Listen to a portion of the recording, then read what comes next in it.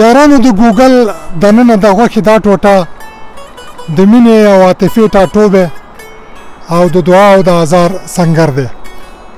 همدا زړه د ښکلا او الهام دنګه مناره او د عشق ځاله ده. زړه د انسان او انسانیت ترمنځ غځېدلی پل صراط دی.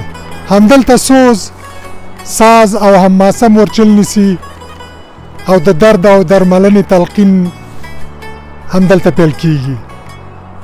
زړه هنداره ده او کله چې ماته شي بیا د مل او غل او پل او ول تشخیصول ښایسته ګران شي. زړه د راز او نیاز صندوقچه ده چې کلي یوازې له همدا تا سره ده. رښتیا چې زړه ملغلره ده او چې کله ماته شي نو بیا بکره شي. که د غوښې همدا ټوټه سوچه، پاک او سپینه وي نو هر څه ثواب وي، ځکه چې زړه د وفا او ایمان کورګی دی. خو کله چې خیرن، کرکجن او ماڼیجن شي نو بیا هره خوا عذاب وي.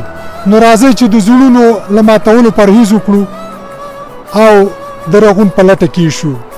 د خلیل تر کعبې دا کعبه ده لویه، که آباد که څوک وران حرم د زړه.